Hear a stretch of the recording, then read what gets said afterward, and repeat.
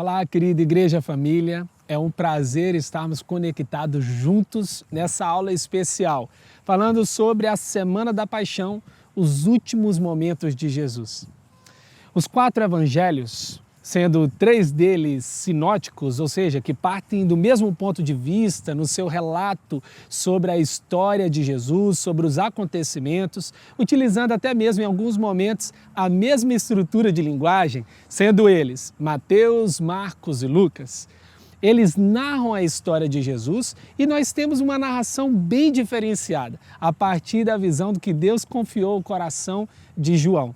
E nós temos então nesses 4 evangelhos os acontecimentos sobre a história de Jesus. E antes de falarmos sobre a última semana, eu convido você a olhar um pouco para tudo o que é falado sobre a história de Jesus e nesse momento nós vamos tocar em alguns acontecimentos que vão ser sobre a história de Cristo.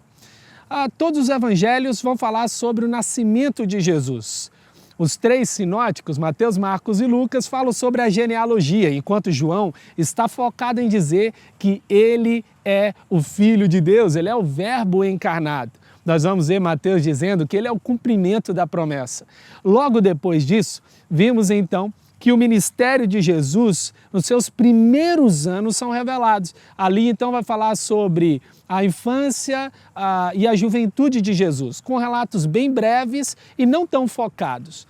Já partimos para um momento, já nos primeiros capítulos, falando sobre o fim do ministério de João Batista e o início do ministério de Jesus Cristo, no batismo de Jesus, logo após ele é levado ao deserto, é tentado por Satanás e vence a tentação, mostrando que ele veio para fazer algo novo, ele veio trazer o novo do céu, a vitória sobre o pecado.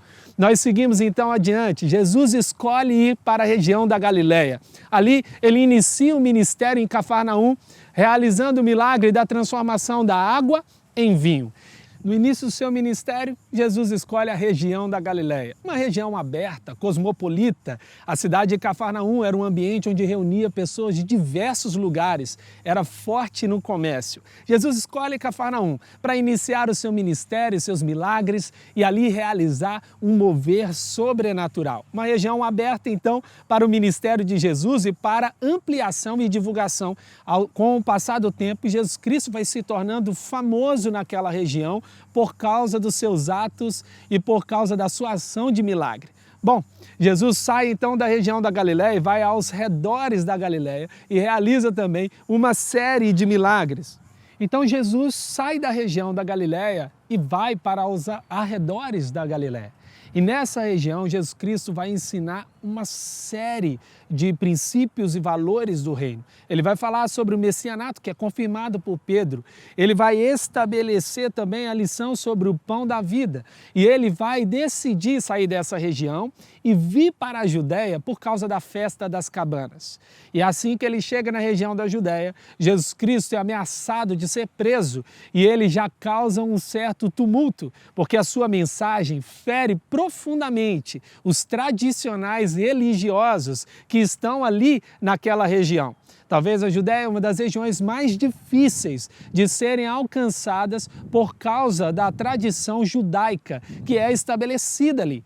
Então Jesus sai da região da Judéia e vai para Pérea, locais próximos, onde ele vai falar sobre discipulado, vai ressuscitar Lázaro e logo após ele retorna para a região da Judéia e vai ficar em Betânia, onde ele vai passar a sua última semana. Na última semana de Jesus Cristo, ele fica na casa de Maria, Marta e Lázaro. Provavelmente todos os dias ele voltou para a casa de Maria, Marta e Lázaro e realizava o seu ministério na Judéia. Essa seria a última viagem de Jesus Cristo à região da Judéia. Agora nós vamos focar nos últimos acontecimentos a respeito da vida de Cristo, de sexta-feira antes do domingo de Ramos até o domingo da ressurreição. Um breve relato para nós ingressarmos depois, dia a dia, no que aconteceu com Jesus. Na sexta-feira, Jesus Cristo decide ir para a casa de Maria, Marta e Lázaro para passar ali as festas que estavam próximas a acontecer, a festa da Páscoa. 6 dias antes da Páscoa, Jesus Cristo vai para a casa de Maria, Marta e Lázaro. No sábado, não há descrição nenhuma nos evangelhos a respeito do que Jesus Cristo fez. Provavelmente ele descansou. No domingo, Jesus Cristo é recebido em Jerusalém como o Filho de Deus, como Cristo, e pela primeira vez nessa aparição pública de Jesus Cristo, há um reconhecimento de quem ele verdadeiramente é. Ele é o Messias enviado por Deus. Na segunda-feira, Jesus Cristo passa pela cidade de Betfagé e ele segue em direção ao templo, e quando ele chega no templo, ele expulsa os cambistas. Na terça-feira, Jesus Cristo concentra uma área de ensino muito grande e as parábolas são confrontadoras. Os líderes religiosos não conseguem suportar o ensino de Jesus Cristo e a tensão aumenta. Na quarta-feira, ali nós temos uma cena antagônica. Uma mulher faz um ato de entrega, de generosidade e derrama o vaso de alabastro em Jesus Cristo, e aquele líquido, aquele incenso derramado sobre Jesus ofende a avareza de Judas, e Judas se sente ali impelido a repreender, dizendo que deveria ser entregue aos pobres aquele recurso. Mas logo após, Judas, por 30 moedas de prata, combina ali a traição de Jesus Cristo e um plano para matá-lo. Quinta-feira, Jesus Cristo manda os discípulos fazerem a preparação para a Páscoa e ele faz a ceia com os discípulos. Judas sai da ceia e logo depois, Jesus Cristo vai para o Getsêmani, onde ele vai orar com os discípulos. Os discípulos têm grande dificuldade de permanecer orando por causa do sono, eles estão cansados, mas Judas vem logo após ali para trair Jesus com um beijo.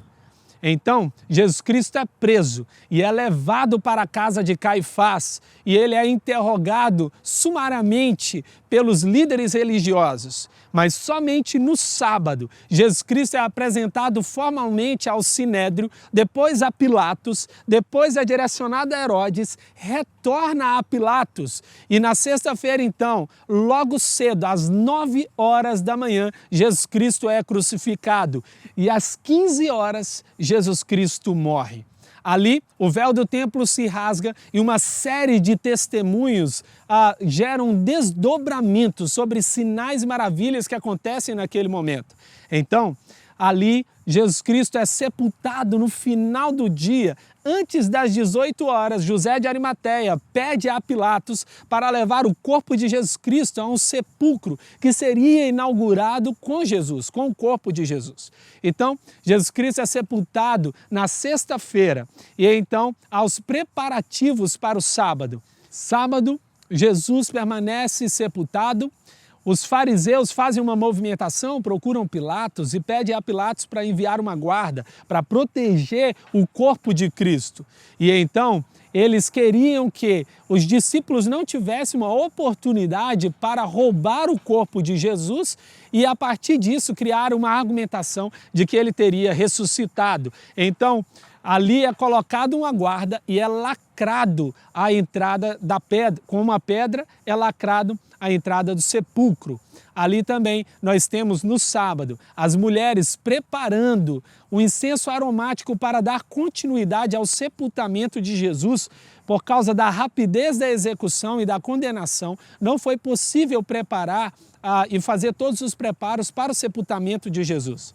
Então chega o domingo e as mulheres que estavam querendo dar continuidade ao sepultamento de Jesus chegam à frente do sepulcro. O sepulcro estava aberto, estava vazio o túmulo e então um anjo do Senhor disse que Jesus Cristo havia ressuscitado. As mulheres ficam com temor, não contam nada para ninguém, mas Jesus aparece para várias pessoas, testificando que ele havia ressuscitado. Essa é uma breve narrativa do que nós veremos na vida de Jesus Cristo. Veremos que a sexta-feira não determinou os últimos acontecimentos da sua vida e o domingo chegou. Sabe, nesses últimos momentos de Jesus, anterior à última semana, os evangelhos não deixam tão claro sobre o porquê Jesus Cristo havia retornado à Judéia. Mas Jesus afirma de maneira profética o que aconteceria. Veja comigo. Enquanto estavam subindo para Jerusalém, Jesus chamou em particular os 12 discípulos e lhes disse: estamos subindo para Jerusalém, e o Filho do Homem será entregue aos chefes dos sacerdotes e aos mestres da lei. Eles o condenarão à morte e o entregarão aos gentios, para que zombem dele, o açoutem, o crucifiquem. No terceiro dia, ele ressuscitará. Cristo viveu a sua última semana na terra para que eu e você tivéssemos uma vida eterna e pudéssemos viver eternamente ao lado dele. Domingo de Ramos. Quando se aproximaram de Jerusalém e chegaram a Betfagé, o Monte das Oliveiras, Jesus enviou os 2 discípulos, dizendo: vão ao povoado que está diante de vocês. Logo encontrarão uma jumenta amarrada, com um jumentinho ao lado. Desamarrem e tragam-nos para mim. Se alguém lhe perguntar algo, digam-lhe que o Senhor precisa dele e logo o enviará de volta. Betfagé significa literalmente casa de figos. Uma região que não é citada no Antigo Testamento e no Novo Testamento somente aparece aqui, mas é citada pelo Talmud, que era uma espécie de escrito, uma coletânea de escritos do judaísmo, que continha ética e continha uma série de trechos ali também históricos e sobre a geografia, e ele traz que essa região ficava próxima de Jerusalém. Bom, a passagem nos deixa claro que Jesus Cristo vai até o Monte das Oliveiras e manda os seus discípulos pegarem um jumento, porque ele desceria à cidade de Jerusalém. E veja a situação. Jesus Cristo desce e ao chegar em Jerusalém, ele está cumprindo a profecia de Zacarias 9:9, que diz assim: alegrem-se muito, cidade de Sião, exulte Jerusalém, eis que o seu rei vem a você justo e vitorioso, humilde e montado num jumento, um jumentinho cria de jumenta. Essa declaração revela de que Jesus Cristo era o cumprimento da profecia e de que aquela descida de Jesus Cristo iria se cumprir um momento glorioso. Até então, Jesus Cristo realizava sinais, maravilhas e milagres, mas não era reconhecido ainda publicamente como o Cristo. Mas vimos aqui, através da atuação da multidão agitada e completamente contagiada pelo Espírito de Deus, que eles começam a reconhecer Jesus como o Cristo, declarando um trecho do Salmo 118, no versículo 26. Hosana, bendito é o que vem em nome do Senhor, bendito é o reino vindouro de nosso pai Davi, Hosana nas alturas. São declarações de quem de fato reconhecia Jesus Cristo como rei. E esse reconhecimento de Jesus Cristo como rei, em algum momento, alguns criaram expectativas diferentes. Olha só o que vai dizer em Lucas 24, no versículo 21. E nós esperávamos que era ele que ia trazer redenção a Israel. E hoje é o terceiro dia, desde que tudo isso aconteceu. Muitos acreditavam que essa redenção seria uma redenção política. Israel estava sobre o governo romano, estava sobre a opressão de Roma. Então acreditavam ali que Jesus Cristo viria trazer essa redenção política. Mas Jesus, sem pompa, humilde, de maneira serva, ele vem e desce num jumento. Em Marcos 11, no versículo 11, diz assim: Jesus entrou em Jerusalém e dirigiu-se ao templo, observou tudo à sua volta e, como já era tarde, foi para Betânia com os 12. Você sabe o que nós olhamos aqui? Quando Jesus Cristo vai a Jerusalém, o foco dele era o templo. Ele não estava focado em ir para a casa de Herodes, que era um local político, ou até mesmo para a fortaleza Antônia, que havia sido construída pelo pai de Herodes Antipas, Herodes o Grande. E Jesus decide ir para o templo e ele observa tudo o que estava acontecendo e vai haver um desdobramento disso no dia posterior. Mas nesse momento, Jesus Cristo diz: o meu foco é outro, o meu foco não é político, o meu foco é espiritual. Fica para mim e para você uma lição. Jesus Cristo desce de maneira humilde. Ele que se fez como nós, para que nós fôssemos como Ele. Ele que se humilhou na sua humanidade, se esvaziou de si mesmo e se tornou de fato homem para nos resgatar. Ele que nos ensinou em Marcos 10, versículo 45 assim: pois nem mesmo o Filho do Homem veio para ser servido, mas para servir e dar a sua vida em resgate por muitos. Nos ensina uma lição de que nós estamos aqui para servir o Rei e as pessoas. E eu te pergunto, você já sabe a quem você serve? Quando nós descobrimos pelo que morrer, como Jesus descobriu, nós descobriremos pelo que viver. Certamente, essa mensagem tem que ecoar no nosso coração. Segunda-feira, Jesus expõe a condição espiritual de Israel. No dia seguinte, quando estavam saindo de Betânia, Jesus teve fome. Vendo à distância uma figueira com folhas, foi ver se encontraria nela algum fruto. Aproximando-se dela, nada encontrou a não ser folhas, porque não era tempo de figos. Então lhe disse: ninguém mais coma do seu fruto. E os seus discípulos ouviram-no dizer isso. Essa passagem já nos lembra que Betfagé, o lugar onde se tinha figos, Jesus Cristo estava com fome, queria comer daquela figueira que tinha uma aparência de uma figueira que tinha frutos, mas ela verdadeiramente não tinha frutos. Então Jesus libera uma maldição sobre aquela figueira.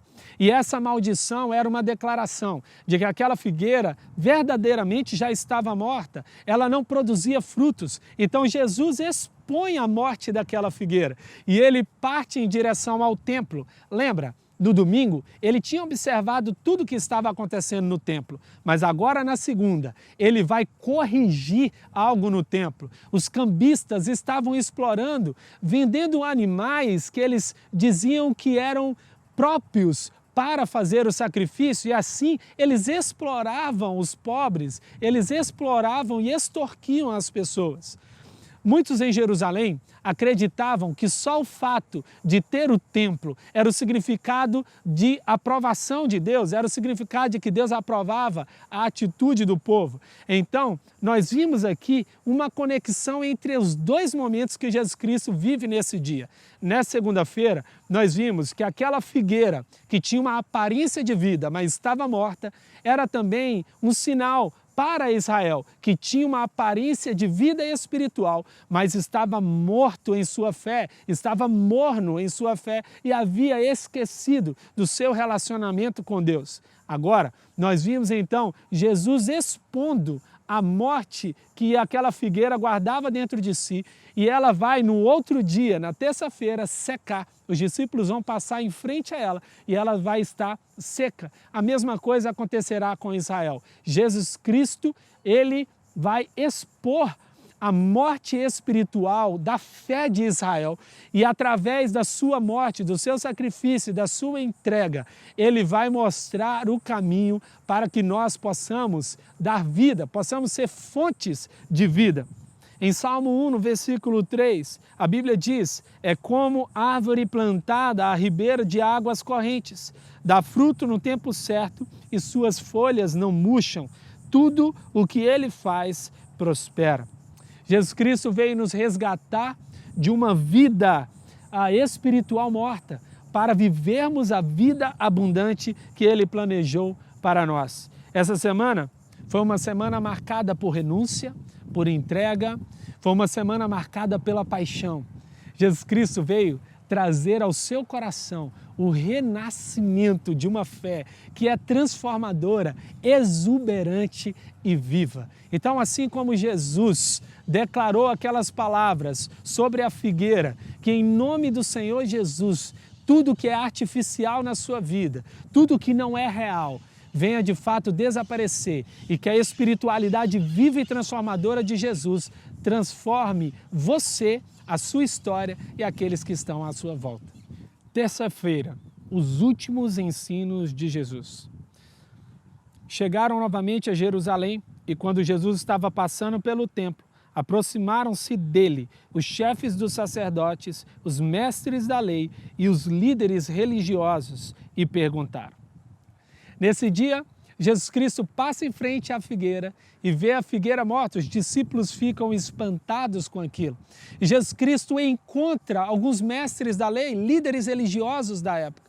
E ele ensina no templo várias parábolas. A primeira parábola é a parábola dos dois filhos. Dois filhos, o pai manda e dá uma ordem aos dois filhos. Um diz que não vai fazer, mas logo depois se arrepende e faz o que o pai pediu para fazer. O outro disse que iria obedecer, mas no final das contas não obedece. E então Jesus Cristo mostra um paralelo de que os líderes religiosos, eles são comparados como aquele filho que diz que vai obedecer, mas não obedece. E de que muitos pecadores que de fato tinham uma oposição à verdade da fé, eles se arrependem e decidem obedecer. A segunda parábola aqui que nós vimos é a dos lavradores maus. Jesus Cristo conta então a história de um homem que tinha uma vinha e decide arrendar para alguns lavradores.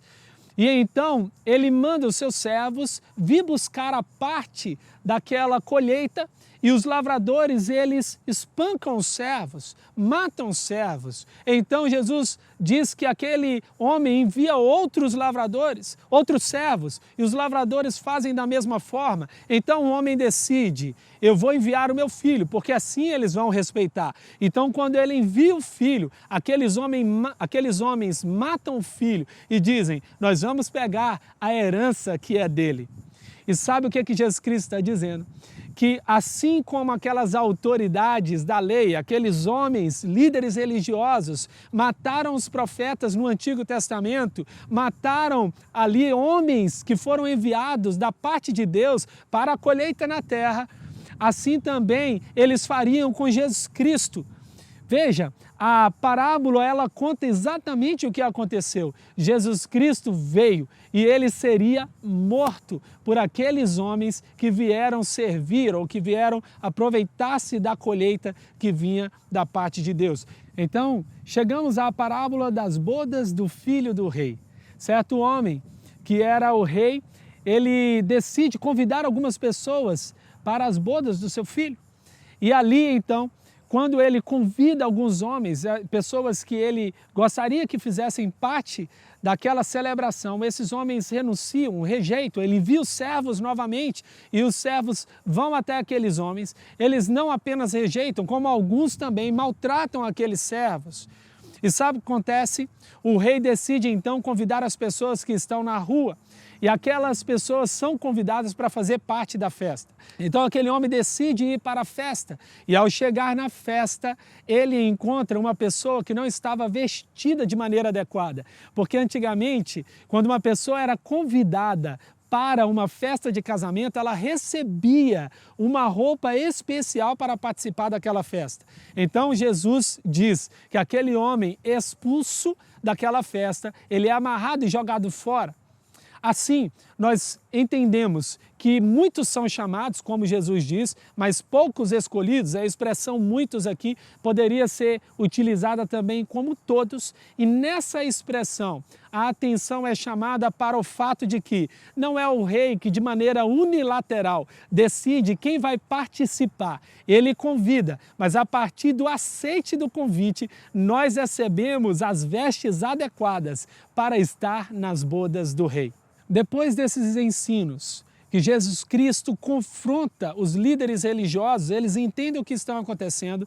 Veja o que Mateus vai dizer no versículo 46 do capítulo 21. E procuravam um meio de prendê-lo, mas tinham medo das multidões, pois elas os consideravam profeta. Agora, uma sequência de conversas e de eventos vão acontecer entre os líderes religiosos, os saduceus, os fariseus, os herodianos, contra Jesus Cristo, procurando uma forma ali de ter uma armadilha contra ele. Então nós vimos a questão do pagamento do imposto de César e Jesus Cristo diz, dê a César o que é de César e a Deus o que é de Deus. Vimos também sobre a questão da ressurreição e Jesus Cristo responde de uma maneira tão sábia que impressiona todos que estão à volta. E ali Jesus Cristo confronta sobre a questão de quem é Senhor de Davi. E ele mostra que Cristo era Senhor de Davi. Veja só o que aconteceu depois desses diálogos. Ninguém conseguia responder-lhe uma palavra, e daquele dia em diante, ninguém jamais se atreveu a lhe fazer perguntas. Jesus Cristo acabou com todos os discursos. E ali nós vimos depois Jesus chamando a atenção desses religiosos, que você pode encontrar aí no nosso e-book. Você vai poder ver toda a descrição sobre quem são esses líderes religiosos, para que você entenda um pouco mais sobre a atitude e o que eles pensavam, ou qual a importância deles. E no meio disso tudo ainda, tem um acontecimento da viúva pobre, que deu a sua oferta de tudo que ela tinha, e os ricos que davam oferta daquilo que lhes sobravam. E Jesus Cristo mostra que dentro da aparência dos homens, aparentemente quem entregava mais eram aqueles que davam grandes ofertas. Mas para Deus, que viu o coração, quem tinha entregue muito mais era aquela viúva.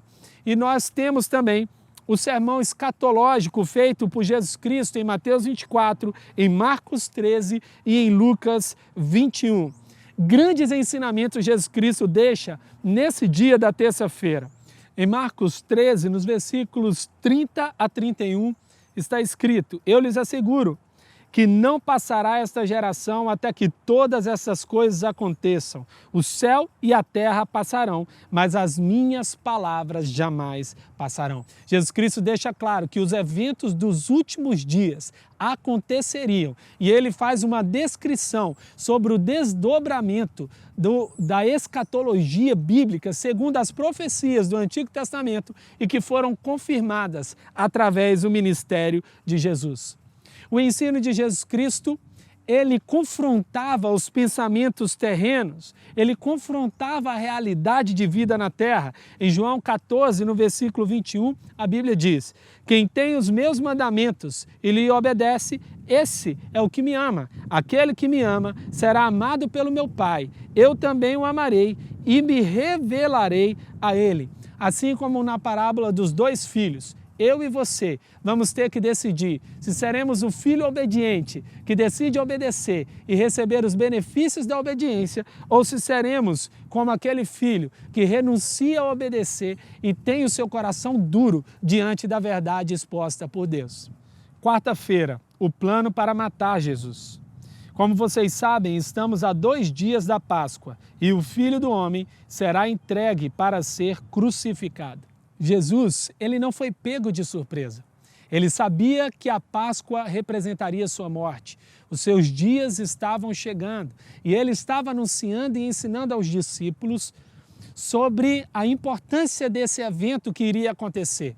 Ele não seria empurrado para a morte, mas ele estava indo para lá, porque essa era a única forma de resgatar a humanidade. Os líderes religiosos, depois do confronto na terça-feira, eles ficaram extremamente enfurecidos e eles começam então a elaborar um plano para matar Jesus e encontrar uma oportunidade. Em Mateus 26, versículos 3 e 4 diz assim: naquela ocasião, os chefes dos sacerdotes e os líderes religiosos do povo se reuniram no palácio do sumo sacerdote, cujo nome era Caifás, e juntos planejaram prender Jesus à traição e matá-lo.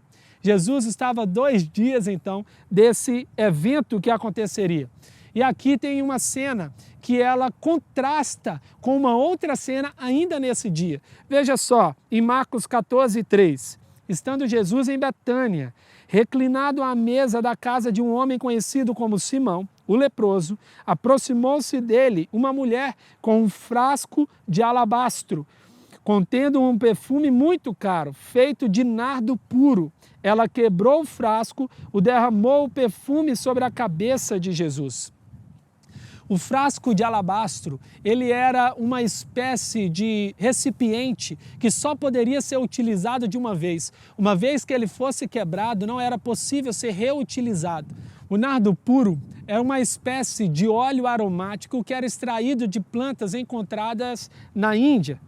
E nós temos o preparo para o sepultamento. Jesus Cristo disse: olha, o que você está fazendo é preparar o meu corpo. Sabe o que acontecia aqui? Tem 2 situações interessantes. O corpo de Jesus Cristo não receberia o sepultamento devido, porque ele seria morto E depois de ser crucificado, pessoas que eram crucificadas não tinham direito ao sepultamento. Elas não passavam por rituais de sepultamento.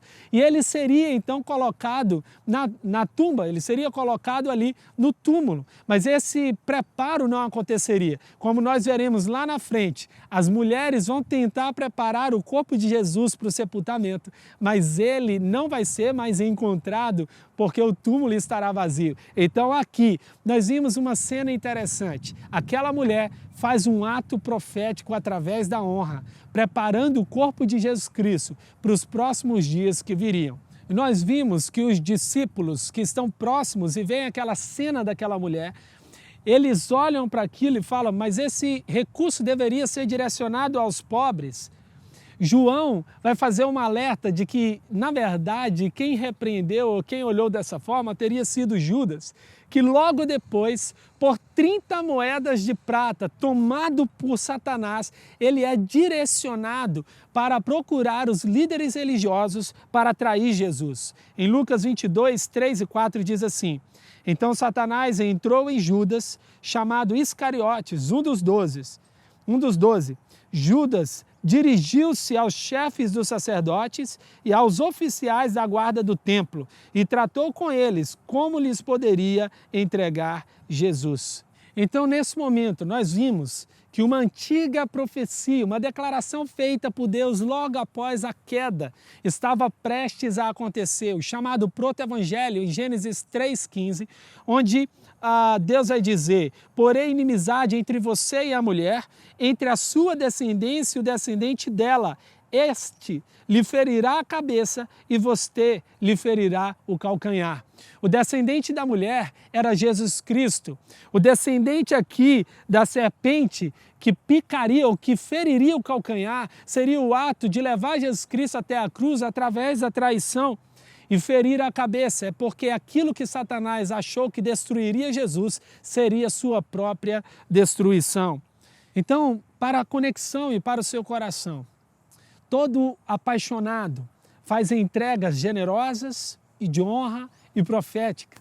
E aquela mulher não foi diferente. Ela entregou tudo. E a agressão dela era o ato de honra. A sua generosidade agrediu a avareza de Judas, que já há algum tempo roubava do Senhor Jesus. E nós sabemos aqui que o nosso chamado é para sermos apaixonados. E nesse mundo frio, as pessoas precisam conhecer alguém que é apaixonado por Deus.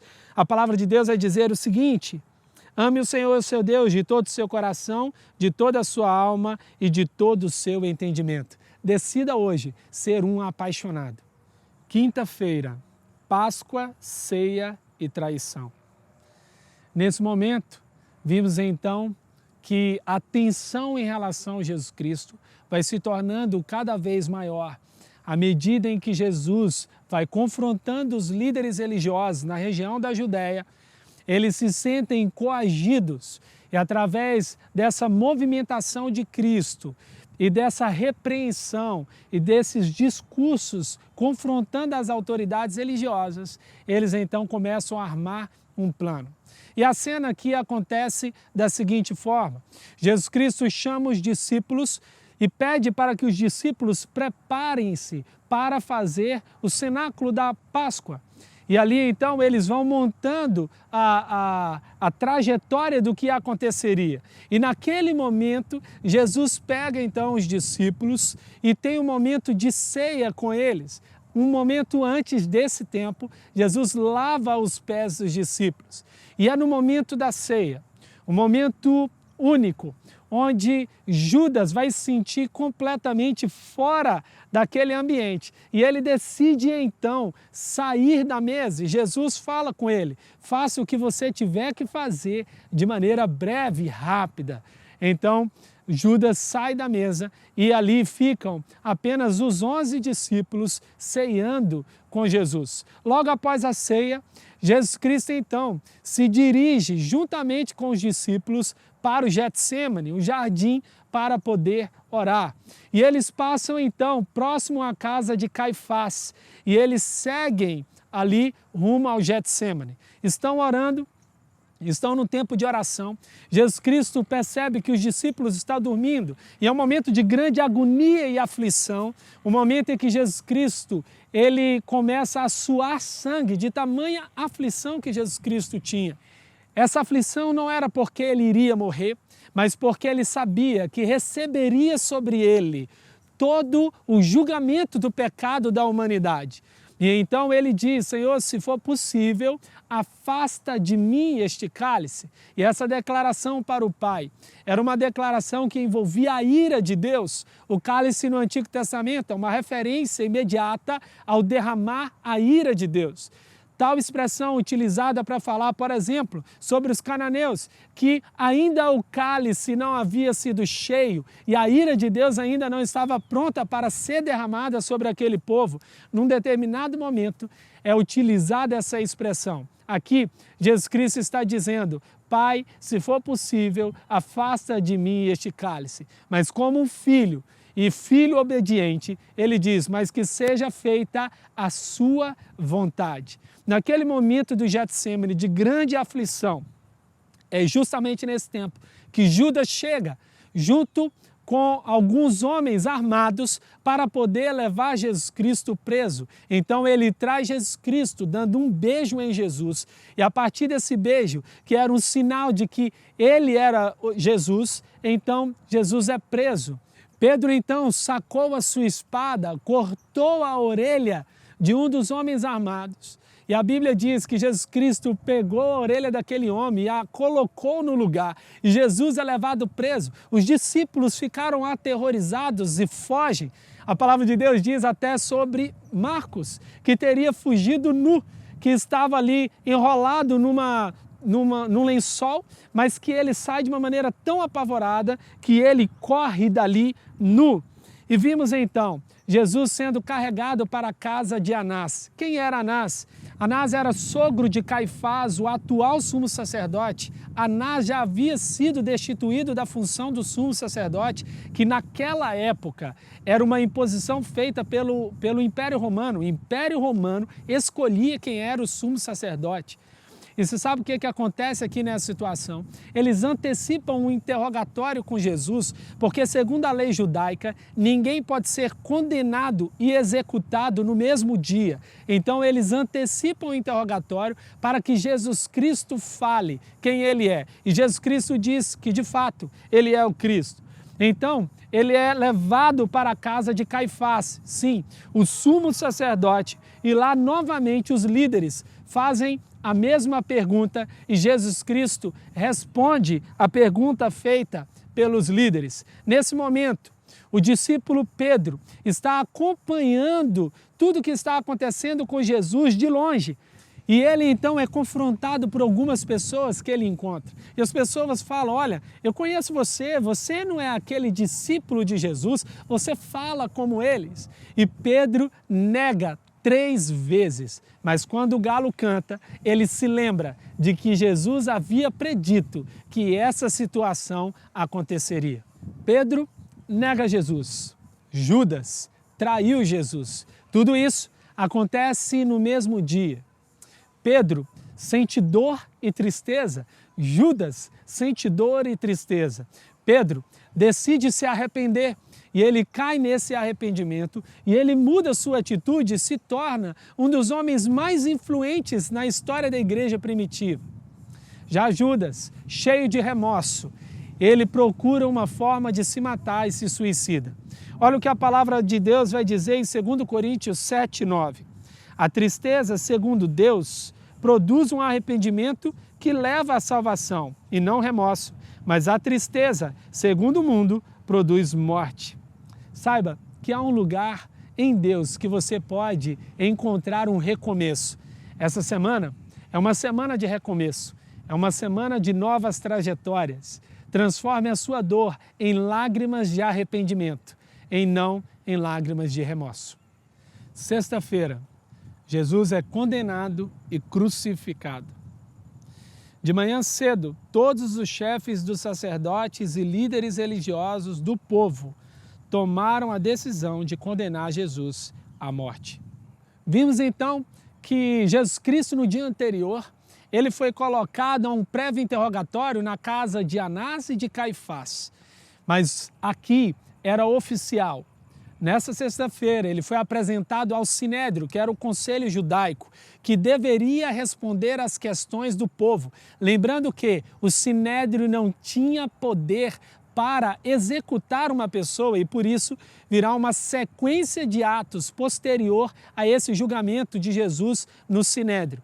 E no Sinédrio, Jesus Cristo afirma novamente que ele é o Cristo. E nós temos aqui um momento em que Jesus Cristo é levado para Pilatos. E Pilatos, que era o líder daquela região, era o líder da Judéia, ele recebe Jesus e diante de toda aquela movimentação do povo, ele se vê coagido, mas ele não vê culpa em Jesus. E ele tenta se esquivar daquela condenação, mas o povo está muito enfurecido e inquieto por causa da situação e da fala do próprio Pilatos. Então, comovido ali, movido pela opressão do povo, Pilatos envia Jesus para Herodes. Por que disso? Porque Herodes Antipas, que era filho de Herodes o Grande, ele tinha a região da Galileia como a sua região. Mas veja que interessante, Pilatos e Herodes Antipas tinham grandes problemas, eles não se falavam, mas naquele dia, querendo se ver livre de Jesus, Pilatos envia Jesus para Herodes por causa da afirmação dos líderes religiosos, quando eles dizem que Jesus tinha começado a sua revolução na Galileia. Então ele pega aquele ponto e diz, Galileia? Então Galileia é para resolver com Herodes. Jesus é enviado para Herodes e quando ele chega diante de Herodes, Herodes antigamente já queria matar Jesus porque tinha dúvidas sobre qual era a sua identidade e tinha medo sobre a sua movimentação. Apesar de Jesus nunca ter ido à cidade Tiberíades, que era a cidade onde Herodes o Antipas tinha sua casa, sua residência. Mas Herodes recebe Jesus. E ao receber Jesus, ele fica curioso sobre a questão dos milagres. Ele, de alguma forma, zomba de Jesus, pede para que os seus soldados coloquem ali um manto em Jesus e ele envia Jesus de volta para Pilatos e não resolve a situação. E o que acontece? É que Pilatos, ao receber Jesus, ele se lembra de que tinha uma oportunidade de soltar um prisioneiro, porque era época de festa e era costume judaico soltar um prisioneiro nessa época. E Pilatos sugere então que Jesus seja solto. E eles não deixam, eles pedem que seja solto Barrabás, que era condenado por assassinato diante de uma situação de rebelião.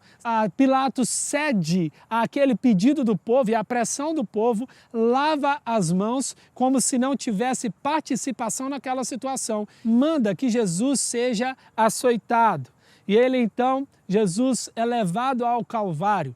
Mas porque ele apanhou tanto, foram tantas aflições até chegar até ali, que ele é levado, era comum colocar sobre um prisioneiro condenado à morte, que ele levasse parte da cruz. Ele levava então um braço da cruz que tinha aproximadamente entre 25 e 30 quilos e ele levava aquilo ali durante a sua trajetória até chegar no Gólgota, que era o chamado lugar da caveira. E no caminho, Jesus Cristo, ele já estava tão abatido e tão aflito por causa de tudo que ele já estava sofrendo, desde a quinta-feira à noite, ele então não consegue levar. Então Simão, que provavelmente estava ali por causa da festa, ele era de Cirene, é obrigado a levar a cruz de Cristo até o Gólgota. Então, Jesus Cristo crucificado, ele é crucificado ao lado de dois prisioneiros que também estavam sendo executados. O termo ladrão talvez não fosse apropriado, porque não há pena de morte para pessoas que cometem ali esse tipo de crime. Mas eles são chamados por Marcos de alguém que teria cometido insurreição, ou seja, alta traição. Aí sim, condenado à pena de morte, um dos prisioneiros, eles reconhecem quem Jesus Cristo é, se arrepende, Jesus Cristo declara, ainda hoje você estará comigo no paraíso. E nos momentos finais de Jesus Cristo, às 15 horas que Jesus Cristo vai morrer, nesses momentos finais ele diz: Eloi, Eloi, lama sabachthani, que significa: meu Deus, por que me abandonaste? Nessa terrível aflição, Jesus Cristo logo após entrega o seu espírito. E a palavra de Deus diz que o véu do templo se rasgou. Esse véu do templo era responsável por separar o lugar santo do lugar santíssimo. Era um símbolo de que Jesus Cristo havia atravessado e chegado até os céus e teria rompido, e a partir de agora o homem teria livre acesso a Deus. Então, antes do pôr do sol, José de Arimateia se adianta e pede a Pilatos o corpo de Jesus, que fica espantado ao saber que Jesus Cristo já havia sido morto, porque a morte de cruz geralmente durava de 2 a 3 dias, e Jesus Cristo tinha passado horas e já estava morto. E ele pede, Pilatos permite, José de Arimateia pega o corpo de Jesus Cristo e coloca no sepulcro que não havia sido usado. E então Jesus Cristo é sepultado. As mulheres acompanham até o local onde Jesus Cristo é sepultado, porque no domingo elas retornariam para lá e elas queriam saber onde Jesus havia sido sepultado. Para conectar ao seu coração, em 1950, um médico chamado Pierre Barré, um médico francês, ele descreveu a aflição de Cristo. Eu coloquei no e-book para que você acompanhe a descrição que ele faz médica, o que aconteceu com Jesus Cristo em cada momento, do Getsêmani até a sua morte. E a partir desse momento todo vimos a aflição de Jesus. Toda a aflição de Cristo, toda a dor de Cristo tinha um propósito e era profética, para que nós recebêssemos cura e vida. Olha o que Isaías disse no capítulo 53, versículos 4 e 5. Certamente ele tomou sobre si as nossas enfermidades e sobre si levou as nossas doenças. Contudo, nós o consideramos castigado por Deus, por ele afligido e atingido, mas ele foi transpassado por causa das nossas transgressões, foi esmagado por causa de nossas iniquidades. O castigo que nos trouxe paz estava sobre ele. Pelas suas feridas fomos curados. Não há nada que a presença de Jesus não possa curar. Acesse hoje a cura que Jesus Cristo trouxe para você e para mim. A crucificação é um sinal de que ele levou as nossas dores para que vivêssemos a abundância de vida que ele prometeu em João 10:10. Sábado, Jesus permanece sepultado. Era o dia da preparação e estava para começar o sábado. As mulheres que haviam acompanhado Jesus desde a Galileia seguiram Jesus e viram o sepulcro, e como o corpo de Jesus fora colocado nele. Então foram para casa e prepararam perfumes e especiarias aromáticas e descansaram no sábado em obediência ao mandamento. As mulheres visitam o túmulo de Jesus para saber onde ele havia sido sepultado. Essas mulheres acompanham a situação porque elas estão preparando o sepultamento de Jesus. Afinal de contas, tudo foi feito às pressas, porque no sábado ninguém poderia fazer nada. Então, antes das 18 horas, que era o horário ali do sol se pôr na sexta-feira, Jesus havia sido sepultado, mas ainda não tinha sido feito e preparado aqueles rituais comuns do sepultamento. Então essas mulheres no sábado estão em casa se preparando para poder sepultar o corpo de Jesus no domingo. E vimos algo aqui interessante que vai acontecer neste sábado. Os fariseus se movimentam para procurar um jeito de levar vigias e guardas para guardar o corpo de Jesus. A razão disso era o medo que eles tinham, porque eles se lembraram de que Jesus Cristo tinha dito que ao terceiro dia ele ressuscitaria. Então, todos eles se movimentaram ali para fazer com que Jesus Cristo, o corpo de Jesus Cristo, ficasse vigiado por guardas. Pedem a Pilatos, conseguem a autorização e eles selam a entrada do túmulo de Jesus com uma pedra e um selo. E ali eles colocam guardas vigiando o túmulo. Para conexão no nosso coração, Sábado talvez foi um dos dias mais difíceis para todos os discípulos e aqueles que amavam Jesus. Sabe o que acontece? O sábado era uma aparência de que a morte tinha vencido. Era uma aparência de que as coisas estavam fora do lugar e não fazia sentido. Mas aquelas mulheres decidiram obedecer ao mandamento de descansar. Elas decidiram descansar e no descanso delas, Deus estava atuando. A aparência de morte, ela seria no domingo derrubada e ali haveria uma declaração do alto. Em Isaías 40, no versículo 31, aprendemos: mas aqueles que esperam no Senhor renovam as suas forças, voam bem alto como águias, correm e não ficam exaustos, andam e não se cansam. Talvez você esteja vivendo hoje um sábado como esse. As coisas parecem completamente fora de lugar, parece que as promessas de Deus não encontram lugar no sábado. As coisas aparentemente que vieram da parte de Deus não estão se cumprindo, mas eu quero declarar aqui sobre a sua vida nesse momento. O domingo vai chegar. Não perca a sua esperança, mantenha os seus olhos em Deus. O que vem de Deus passa pelo teste do tempo e se cumpre. Domingo da ressurreição. Depois do sábado, tendo começado o primeiro dia da semana, Maria Madalena e a outra Maria foram ver o sepulcro. A palavra de Deus diz então que ao terceiro dia ressuscitou. É uma dúvida muito comum quando a gente olha para esse texto, mas a gente fala, ele não morreu na sexta? Como que se passaram 3 dias? A Bíblia não diz que foram 3 dias depois da morte, mas ao terceiro dia. E dentro do contexto da cultura judaica, eles conseguem afirmar figuradamente parte do dia como se fosse um dia inteiro.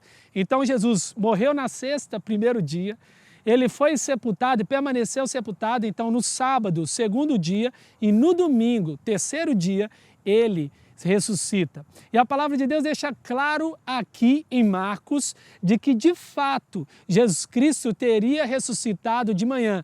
Por que essa dúvida? Porque para o judeu o domingo começa no final do sábado. Então às 18 horas o domingo já começou.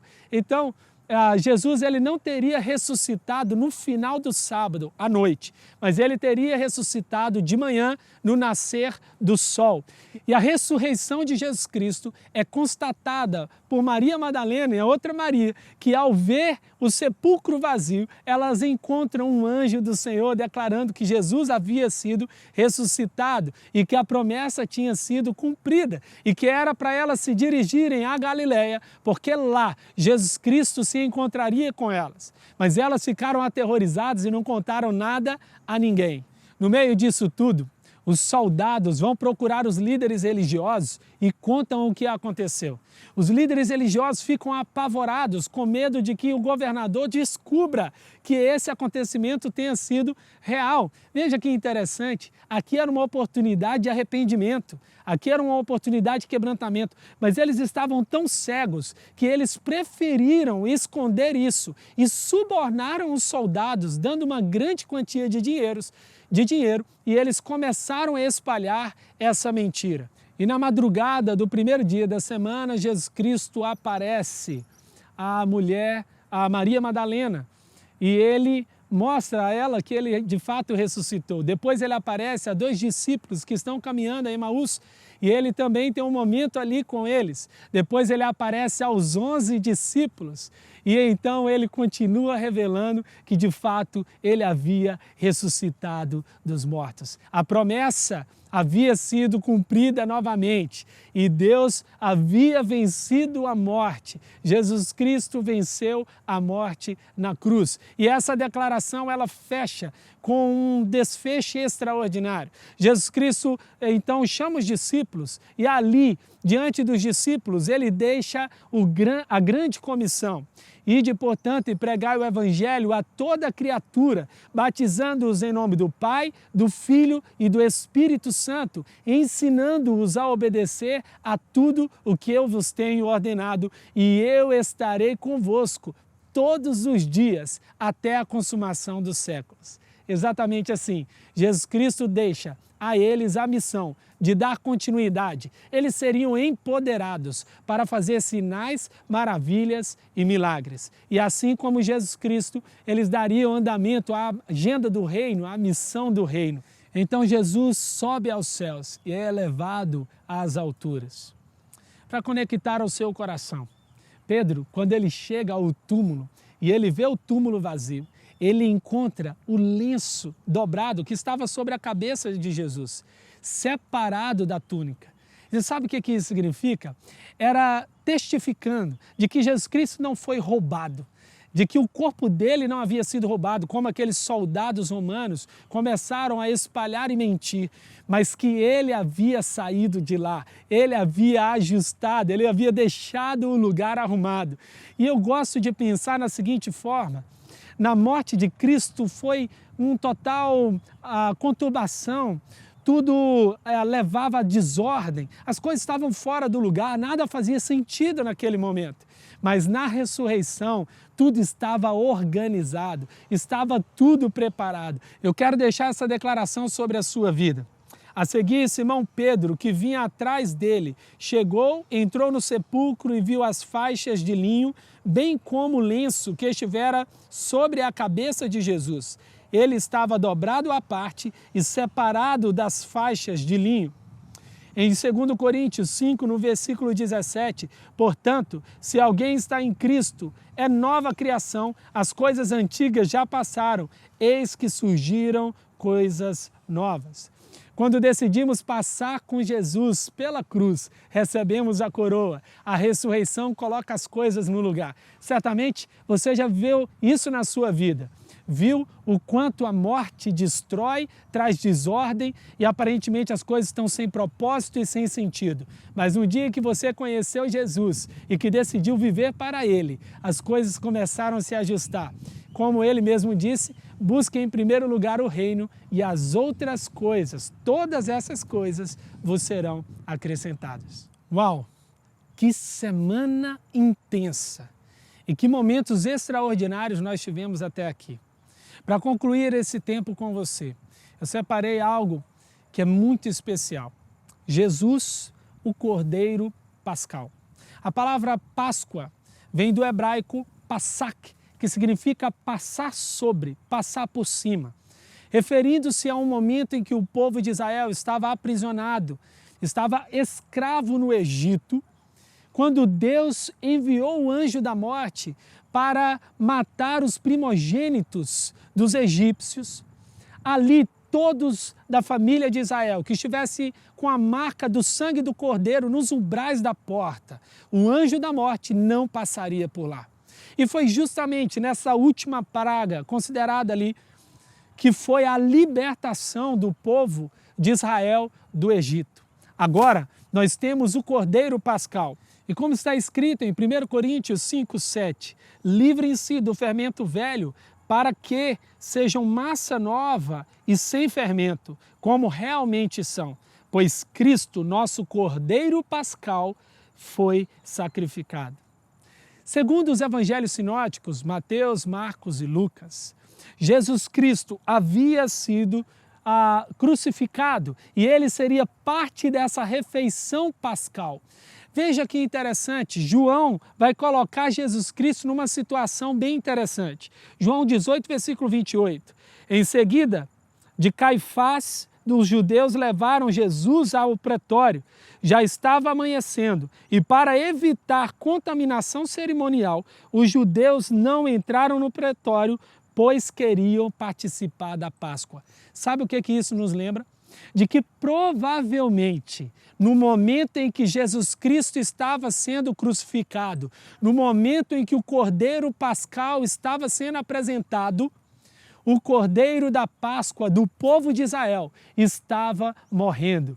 Estavam sendo sacrificados para a refeição da Páscoa. Ele então nos lembra de que agora a Páscoa, a antiga celebração da Páscoa, ela muda de lugar e a ceia se torna a nossa celebração porque o Cordeiro Pascal foi sacrificado. E o nosso Cordeiro é Jesus Cristo. Nós vamos ver em Lucas 22, versículos 19 a 20. Tomando o pão, deu-lhes graça, partiu e o deu aos seus discípulos, dizendo: isso é o meu corpo dado em favor de vocês, façam isto em memória de mim. Da mesma forma, depois da ceia, tomou o cálice, dizendo: este cálice é a nova aliança no meu sangue, derramado em favor de vocês. A ceia agora é a nossa Páscoa, porque nós bebemos do sangue de Cristo através do suco de uva, através do vinho, representando ali, de fato, o fato de que o sangue de Jesus nos lavou e nos libertou. Se o primeiro cordeiro libertou Israel da escravidão no Egito, agora o Cordeiro Pascal, Jesus Cristo de Nazaré, nos liberta do império das trevas e nos transporta para a luz. E assim diz em Colossenses 1, versículos 13 e 14. Pois ele nos resgatou do domínio das trevas e nos transportou para o reino do seu Filho amado, em quem temos a redenção, a saber, o perdão dos pecados. Você e eu fomos perdoados, somos libertos, não precisamos mais temer, porque de uma vez por todas não podemos mais ser escravos do pecado, não podemos mais permanecer conectados ao pecado. O sangue de Jesus Cristo nos libertou do pecado. Então, a partir desse ensino, a partir desse estudo, que a palavra de Deus venha sobre a sua vida e que você seja cheio de esperança. Ele vive, Ele ressuscitou, Ele nos libertou, que essa palavra ecoe sobre a sua vida, sobre a minha vida. Deus abençoe você.